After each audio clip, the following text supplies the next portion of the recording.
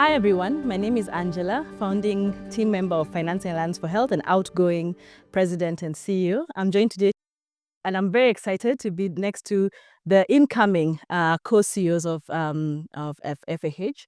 I'll start with my right for an introduction. Hi, I'm Soleine Scotney. And I'm Sizwile Sibindi.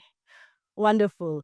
We're really excited about the conversation today, and we thought this would be a wonderful opportunity for you to learn more about our incoming leadership. It's a wonderful new chapter, an exciting new chapter for the growth and journey of Financing Alliance for Health. And it's good for us to continue to learn each other and also as part of the transition process, be able to share, have a co-created and co-shared vision of the journey ahead. So I'll start with the first question, and I'll start with you, Sizwile, because you have been a member of the team for a number of years.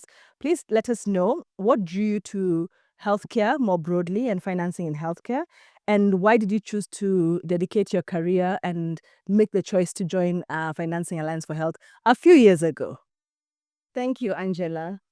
For me, one thing that I value the most is justice. So anything that is related to justice really resonates with me, and it really, keeps my fire burning. And I see healthcare financing as something that is very close to justice and as something that really corrects the iniquities that we see in the different countries that we work in. And when we correct the issue of healthcare financing, we not only bring our dignity to the communities that we work with, but we also bring justice in terms of how they access their healthcare. And that is what drew me to Financing Alliance for Health specifically, but also to work more broadly in this landscape. Thank you. Thank you, Sizwile. Soleine, welcome to the team. What drew you to healthcare financing more broadly and joining the Financing Alliance for Health? Thank you. So I think for me, a first experience that was crucial in my life was losing a close friend when I was about 15. And that really drove home the fact that life is short, and what gives meaning to life is what we leave in terms of marks on other people's lives. And there are several ways to do that. But when I started my career in strategy consulting, it was clear to me that everything that touched health was perhaps the most direct impact that you could have on people's lives, because it's really that bottom of the Maslow's pyramid. And so I first started working at Global Fund and then at Chai, but I was clear that often the challenges that we were encountering in health were linked to health financing, to basically no funding being available at the very front lines of health for those who could save those lives.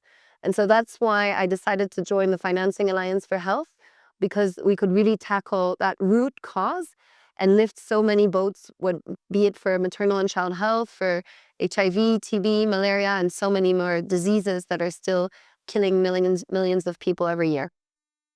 Excellent. And it's so good to see the different lenses that you continue to bring to the organization, but the shared principles and values, whether it's justice and making sure that people have access to services, or whether it's equity and making sure that everyone is able to access quality healthcare services. And that is so complementary and valuable to the organization.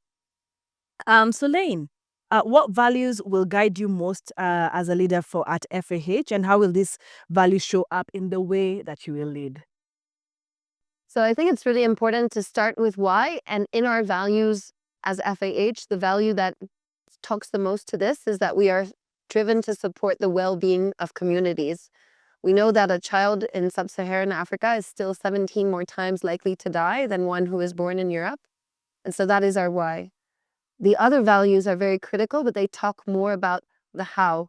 For instance, the fact that respect and trust are the basis of our relationship with governments, and it's through support to governments across the continent that we are able to strengthen the systems from health, from communities that will save those lives. Sizwile. Yes. So over the last 3 years, I have really been inspired by how our core values are not something that just sits on a shelf, but it's something that we practice every day. So I am a big supporter of our core values, and I really want to continue advancing them. But in addition to our core values, I would want to also bring my own values of integrity and empathy. I believe that the way that we show up with the different communities that we serve, but also internally with our team, if integrity is at the center of what we do, then we are always guided in our decision making, in the decisions that we make. We always go back to asking ourselves, is this the right decision? And is this decision grounded in integrity? But also the values of empathy. Charity begins at home.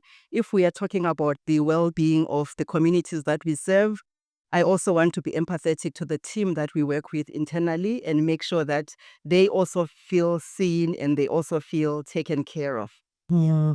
And it's interesting that because our entity is built on such strong values and principles, um, one of the ways that values and principles show up is in the culture that is co-created by the team. And again, culture, leadership has a strong role in the culture of an organization, but a culture of an organization is actually built by every member of the team. I would love to know from your experience within FAH, what do you like about the culture at FAH? What would you be looking to preserve and what would you be looking to improve on? Sizwile, you've been with us for 3+ years. Maybe I'll start with you. Sure. I think one thing that really inspires me about the culture at FAH is the deep sense of purpose. We are not just producing shiny reports that sit on glossy paper somewhere, but we understand that the work that we do actually has a purpose. And that has been so entrenched in our culture, in the way that we show up across the different work streams. So when you speak to someone who does the finances, and when you speak to someone who does the actual programmatic work in country, you'll find that there's a common thread. We all understand what our common purpose is and what our common goal is. And I think that is an important part of our culture and a part of our culture that I really admire, value, and want to continue, seeing more of. I know that with that deep sense of purpose comes a lot of hard work.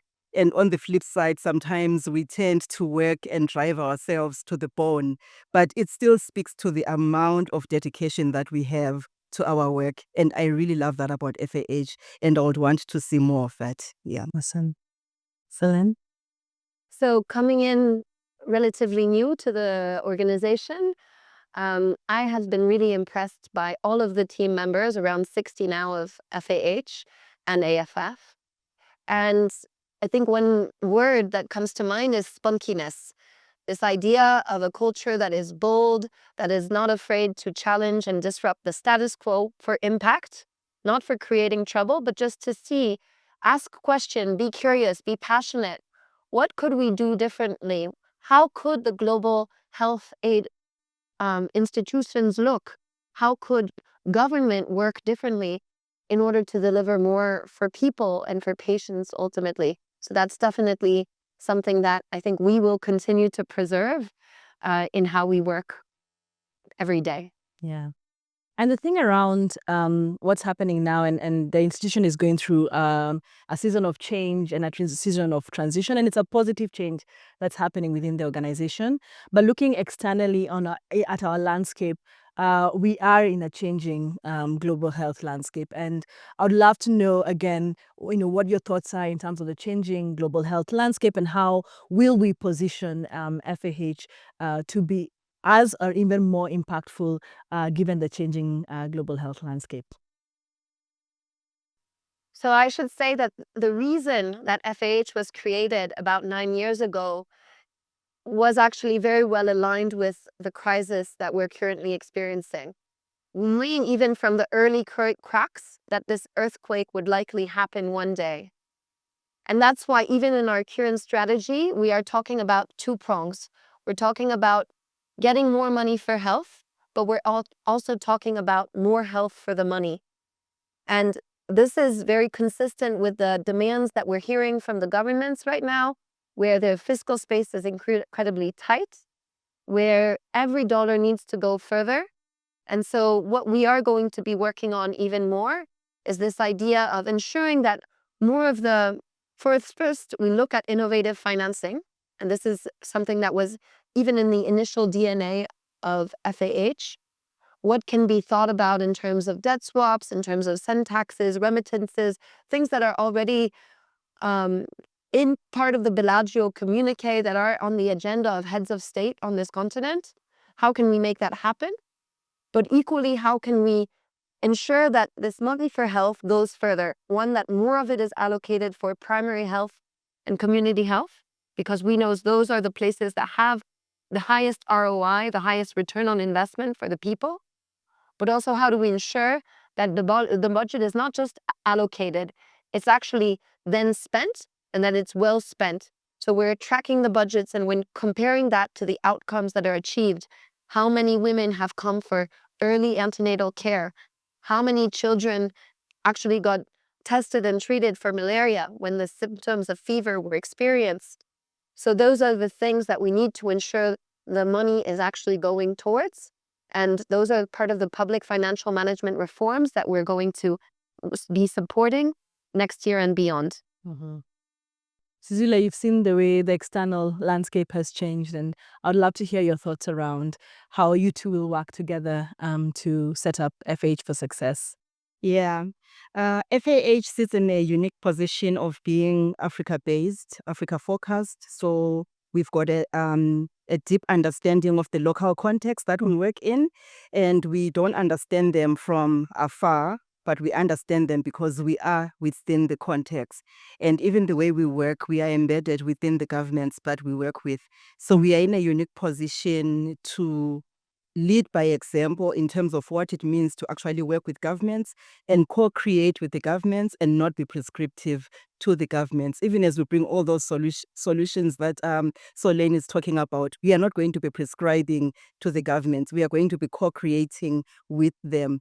And because we've been doing this from the first day that FAH was formed, it means we are already ahead of the curve, so we can be the ecosystem example of how it's meant to be done. Yeah. And that's actually very true. And what you've both said is in terms of how and why, the why of FH and why we are in the ecosystem and how we were was for a moment like this. And to the points that you've both shared, the fact that we have the track record, the brand, and the wonderful team, it's important for us to, again, continue to build on that, even as we refine, because we do need to refine in this changing landscape we have. That's great, and that's a bigger picture, but we are here in our wonderful office grounds in the freezing weather, trying to capture these thoughts because we are developing the 2026 work plans. It would be great to know, how are you thinking about the 2026 priorities for FAH and how that feeds into the bigger picture that you've shared around the vision for FAH going forward? Yeah. That's an interesting question, and it really speaks to many of the things that we've been speaking about today, and even over the last few weeks. We've done a lot of great work over the last 9 years, and I think we now sit in a position where we really need to demonstrate that impact. What is the impact that we have had? And moving forward in 2026 and even beyond, I think it's going to be a key priority for us to demonstrate the impact, demonstrate it both qualitatively, but also from a quantitative perspective as well. Be able to show our different partners, be it funding partners or our government partners, what really our UVP is and what it is that, we bring to the table from an impact perspective. So I'm excited to see how we are going to use modern day technology, whether it's AI, digital tools, whichever way, for us to be able to demonstrate our impact in terms of numbers and fit that into our already existing storytelling. Yeah. Fantastic. And it's actually, as I'm coming to you, Soleine, it's actually this idea that we keep discussing is in as much as we are working on the money, it's money is a means to an end, and it's more than the money. We want to follow the money to the health impact and make sure we're able to communicate that. Soleine, what is coming to you? We don't want to get malaria as we're sitting outside here. What is coming to you as we think about the 2026 priorities? So the way we're developing our work plans for the year is starting with what are the government needs in the countries that we support, and also at a regional level on the African continent. And then what are we well placed as Financing Alliance to deliver, either directly or also in partnership with others. Some of the things that we're hearing, I mentioned briefly, but we are hearing more need to work on innovative financing mechanisms. We are hearing more need to look at the return on investment of the money that is being spent on primary health and community health, but also of helping budgets being spent effectively and in full for health so that it is easier for ministries of health and ministries of finance, who are our two main stakeholders, to collaborate and to see the joint rationale for mobilizing more money for health. We are going to also we want to continue our fellowship because it has been a key innovation for FAH that has created champions for health financing on the continent. And we're seeing that these people who are choosing reforms that they are well placed to lead within the governments in which they sit, these are government fellows, are actually, from our two first cohorts, change makers, and that they are able to operationalize real reforms in countries. So for us, this is part of the new agenda of Lusaka, of this country-led change that we want to be supporting. Mm-hmm. And it's interesting that you also mentioned that because as we've always worked on sustainability and we had focused on getting money on budget, it's exactly what you're saying, taking that further and saying, beyond our support in government and embedded in government, how do we actually be able to have those champions and have those government fellows come on the program and continue to be the drivers of reforms in government. And that's also part of our long-term sustainability. And that is really key. And thanks for sharing that. I think that if we think about the journey and how we've continued to support government, we've moved from doing just community health financing and expanding to primary healthcare financing more broadly, moving from just the investment cases and more upstream to the shaping policies and shaping strategies. And so there's something around building the conducive policy and financing framework in a country for that country to be able to allocate funds. And then there's something around the government actually putting money on its budget to fund these initiatives. And then there's the other aspect around innovative finance. Now, I would love to hear your reflections around how do we think about making sure that the core things that happen every year in government, the core system, policy, strategy things continue to happen, and how do we also support our governments to think more innovatively around how they can actually plug the ever-increasing gaps that are happening in country as well. So I think those two things can work well together. And in fact, they need to work well together because of the very tight fiscal environment in which we are.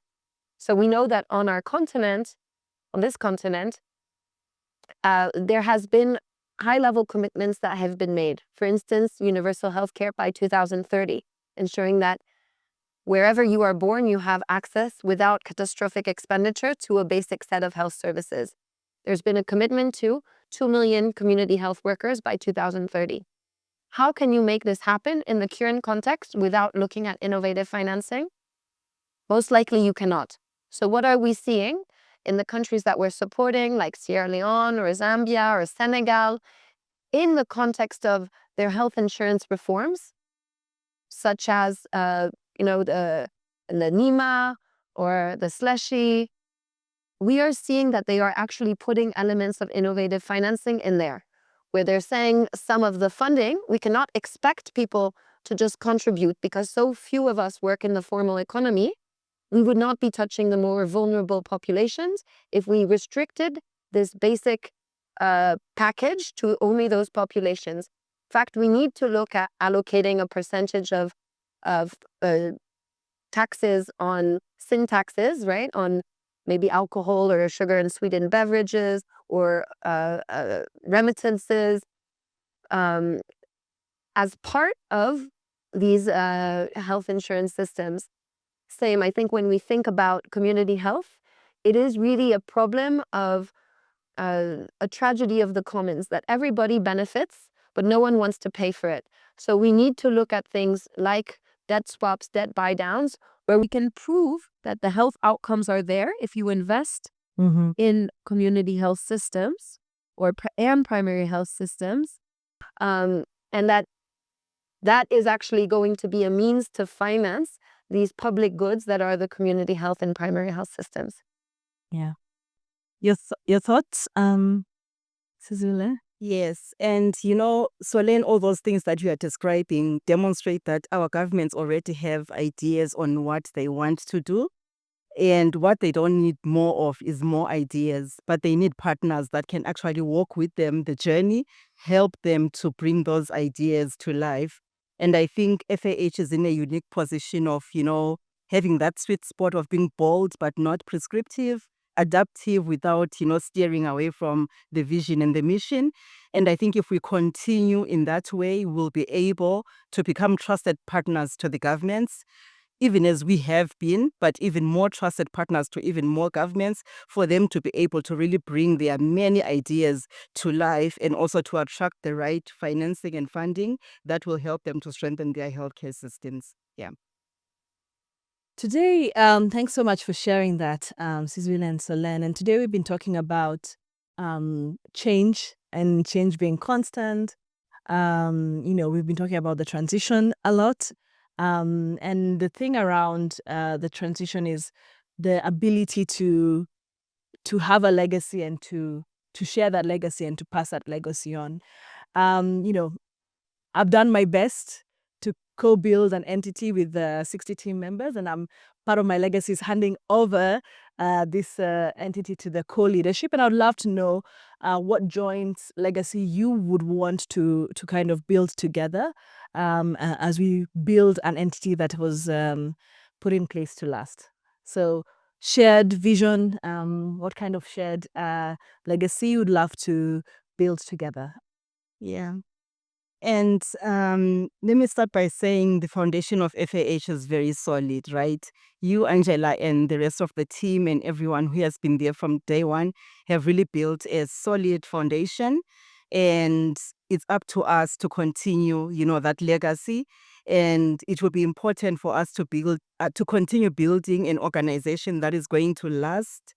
And it is going to be important for us to make sure we put in place the right strategies and the right measures that are going to ensure that we are sustainable in the long term. So 2-3 years from now, we'll still be standing, but even more so, 20 years from now, we'll still be standing. I think it will be a proud moment if we can come together 50 years from now, if we are still alive, and say Angela was the founding CEO, and then there was the next group of CEOs, and then there was the next group, and see, the baton being passed from generation to generation. We are very fortunate that we are a team that has got a lot of young people.